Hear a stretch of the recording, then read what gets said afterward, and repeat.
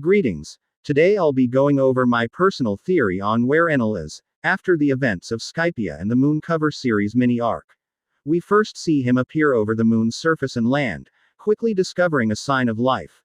Lieutenant Spacey is attacked by Enel and recharged due to being an automaton. Somehow a space pirate appears, whether this is due to Enel touching down and being noticed or if it's somehow connected to the automata being reactivated and them noticing.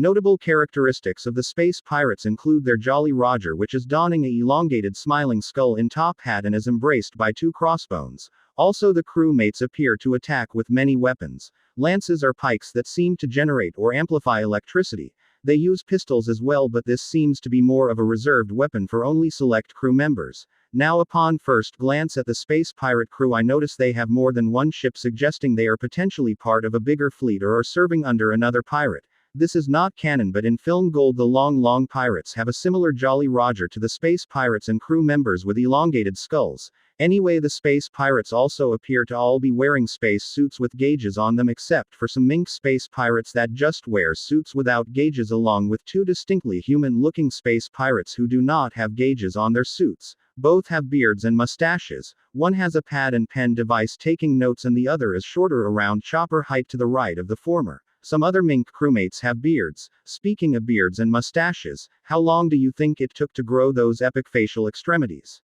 These space pirates must be a long way from home. One space pirate in particular does not wear a suit and appears to be a giant snake and/or dragon.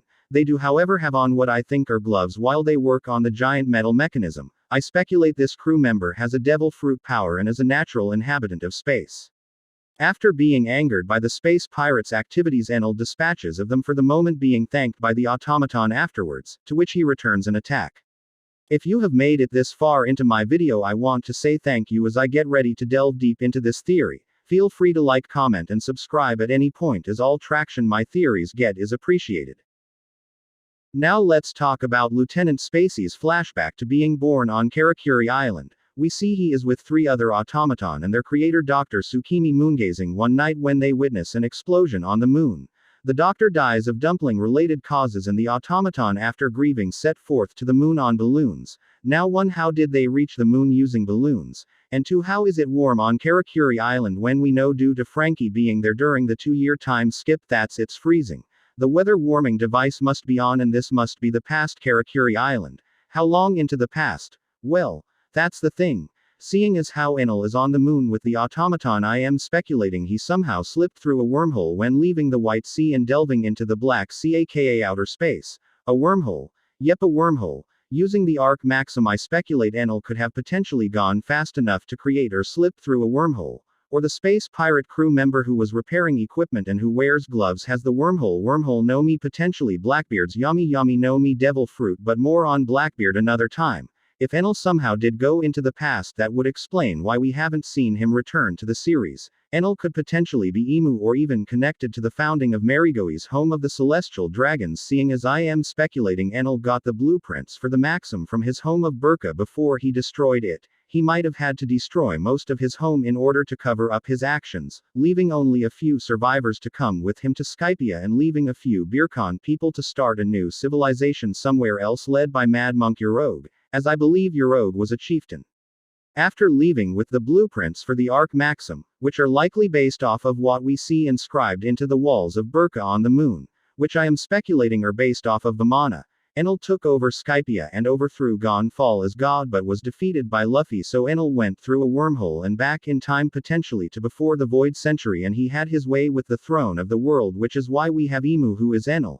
Enel and or Emu then, once safely on top the Red Line, would construct yet again another great maxim, but this time it would rest under the Marigois castle and serve as a last resort or superconductor for cleansing the world. Seeing as how the Lunarians were said to have lived on the Red Line prior to the Celestial Dragon takeover, I am speculating that the race was helping the Birkans along with helping the rest of the world prosper. But again, I'll save this topic for another time. The Op no Mi could have been used to make Enel and his followers immortal or young again. Enel could be Emu and have control over all races, seeing as how he had a strong mantra back in Skypia. If Emu is connected to Enel, or is even Enel, how massive is that mantra and how far has Haki come if it's been around that long? Same with Devil Fruits. The world government and the Void Century could be tied to Enel and his return.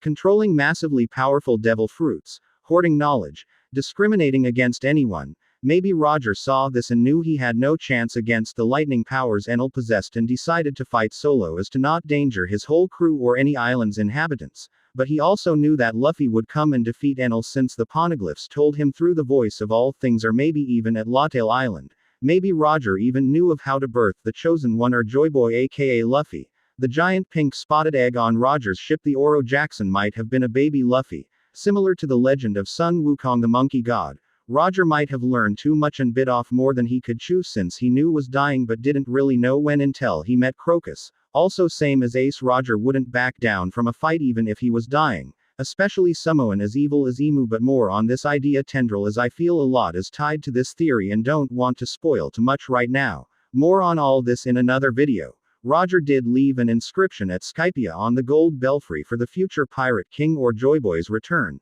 Do you think Enel went through a wormhole? Maybe that he came back in as Emu? How about the fact we never see Emu's face? If the Beercons were advanced or knew of advanced airships, Enel would want that for himself. Remember recently when Lulusia Kingdom was destroyed, a country recently just at the Reverie? How about Bej when he entered the New World and was sucked into the sky by a gigalithic rock floating over the ocean? I hope my video shed some light on what the world government could be up to and some of the secrets they hold to themselves. More theories to come soon. Anyhow, thank you for watching and I hope you enjoyed my theory on Enel being Emu. Goodbye.